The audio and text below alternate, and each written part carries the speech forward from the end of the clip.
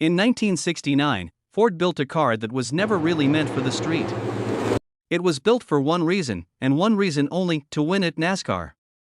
The engine was so massive, so absurdly oversized, that Ford's engineers had to physically relocate the front suspension, the battery, and the shock towers just to cram it under the hood. And to legally race it? Ford had to sell it to the public. Every single one of them. Hand-built, one at a time, at a rate of about 10 cars per day. This is the story of the Mustang Boss 429. The most hardcore street-legal weapon Ford ever accidentally made. To understand why the Boss 429 exists, you have to go back to the late 1960s and one of the most important battlefields in American motorsport, NASCAR's superspeedways. By 1968, Ford was in serious trouble on the high-banked ovals. Chrysler had unleashed the 426 Hemi, a street-legal monster that was absolutely dominating the competition. Richard Petty, running Chrysler Power, was winning at will. Ford's existing big-block engines simply couldn't match the Hemi's top-end power at Daytona and Talladega. Ford's answer was already on the drawing board: a new 429 cubic inch engine with semi-hemispherical combustion chambers. Engineers called it the 429 Cobra Jet, and internally, the high-performance version was known simply as the NASCAR engine. It was a completely different beast: revised cylinder heads, bigger valves, a new crankshaft, and aluminum components to cut weight. But here was the problem. To race an engine in NASCAR, it had to be available in a production street car. This was NASCAR's homologation rule: a minimum production run was required to prove the engine was available to the public. Ford needed to build and sell at least 500 cars equipped with this engine before the 1969 season. That meant one thing: they needed a Mustang to put it in. But when Ford's engineers actually tried to mount the 429 into a standard Mustang engine bay, they ran into a wall, literally. The engine was simply too wide to fit. The 429 cubic inch engine at the heart of the Boss was unlike anything Ford had put in a production car before. To understand how radical it was, consider this: Ford's standard big block engines used a wedge-shaped combustion chamber. Effective, simple, proven. The 429's chamber was semi-hemispherical, a design borrowed directly from racing. The valves were angled to face each other, allowing massive airflow through the cylinder head. The result was extraordinary breathing at high RPM, exactly what you need at 200 miles per hour on a superspeedway. Ford officially rated the Boss 429 at 375 horsepower. But nobody believed that number then, and nobody believes it now. Independent dyno tests consistently showed outputs closer to 500 horsepower in stock tune. Ford was deliberately underrating the engine. Some say to keep insurance companies from blacklisting their cars, others say to keep the competition guessing. The engine featured forged steel connecting rods, a forged crankshaft, and aluminum cylinder heads, serious hardware that had no business being in a street car. The oil cooler was plumbed directly into the front grille opening. The combustion chambers were hand-polished. And then there was the problem of actually fitting it into the Mustang. The standard Mustang's engine bay was designed around much narrower power plants. The Boss 429 was wider than the car's shock towers would allow. Ford's solution? Move the shock towers outward. Relocate the battery to the trunk. Modify the front crossmember. Build a custom export brace for structural rigidity. Ford contracted a company called Kar Kraft, a specialized builder in Brighton, Michigan, to perform these modifications on every single car. By hand. Every Boss 429 that left the factory went through a process unlike anything else in the American auto industry. Mustang bodies were shipped from Ford's assembly plant in Dearborn, Michigan, incompletely finished, and trucked directly to the Kar Kraft facility nearby. There, teams of skilled workers performed the front-end surgery required to house the engine. Each car took roughly a day's worth of labor just for the suspension and engine bay modifications. Then the Boss 429 engine was dropped in, the car was finished, and it was shipped to dealers. The process was slow. At peak production, Kar Kraft was completing roughly 10 cars per day. In the 1969 model year alone, Ford produced 859 Boss 429s. A year later, in 1970, production increased to 499 units, and then, just like that, it was over. Ford canceled the Boss 429 after 1970. Total production across both years, 1,358 cars. Each car came with a toploader 4-speed manual transmission, no automatic was ever offered. The rear axle was a Detroit Locker limited slip differential, tuned for maximum traction under hard acceleration.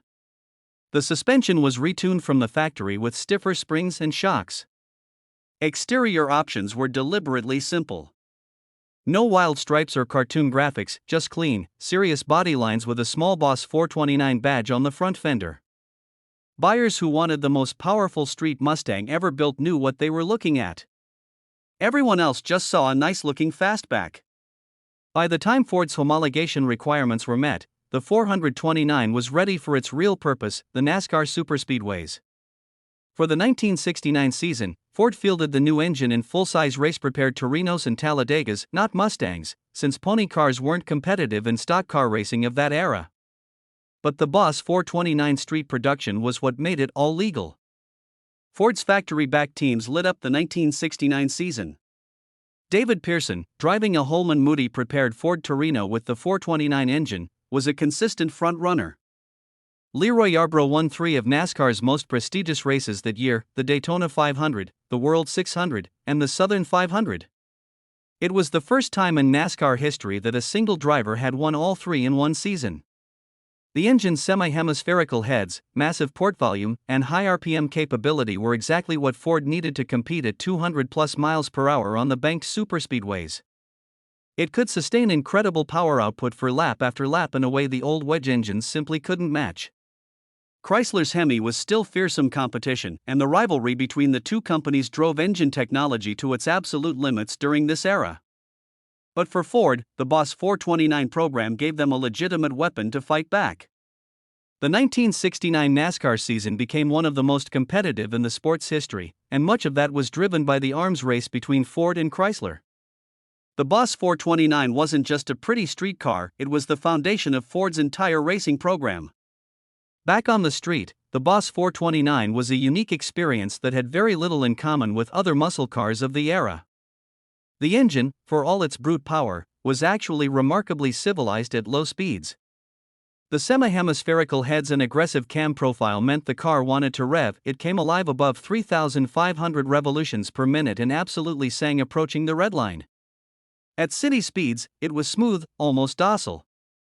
But push it hard, and it transformed.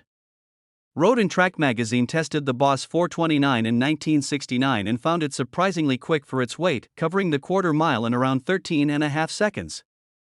Not the fastest number by the standards of the day, but the testers noted that the engine felt as though it had barely broken a sweat doing it. There was clearly enormous power being held in reserve. The toploader 4-speed transmission was a serious piece of equipment, heavy, precise, and designed for repeated abuse. The Detroit Locker rear end was notoriously aggressive on the street. It could clunk and hop around during slow-speed driving, a well-known quirk that every Boss 429 owner quickly learned to live with. Pricing when new was approximately $4,798, a significant premium over a standard Mustang, but actually reasonable given the hand-built nature of the car and the exotic engineering underneath the hood. Most buyers were car enthusiasts who understood exactly what they were getting. A limited production, factory race-bred machine dressed up in everyday clothes. A weapon with a license plate. Today, the Boss 429 is one of the most sought-after American muscle cars in existence. Fully documented, numbers-matching examples regularly sell at auction for $200,000 or more. The most pristine examples, low mileage, original paint, original drivetrain, have crossed the $300,000 mark. In a field crowded with Chevelles, Camaros, and Plymouth Roadrunners, the Boss 429 commands a premium that reflects its rarity and its story. What makes it so enduring isn't just the performance. It's the circumstances of its creation, a car born from a loophole in a rulebook, forced into existence by a racing program, hand-assembled in a contractor's shop at 10 cars a day. Ford never really intended to sell the Boss 429 to the general public. It was a means to an end, a way to get a powerful engine onto a NASCAR superspeedway. But the cars that resulted were extraordinary by any standard.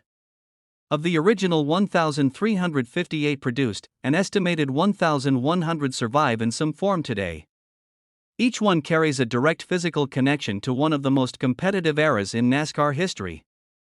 The Boss 429 is proof that sometimes, the rulebook produces the greatest cars of all. If you made it this far, you're exactly the kind of person who belongs on this channel. Subscribe, drop a comment below, what's your favorite muscle car era? And check out our other videos right here.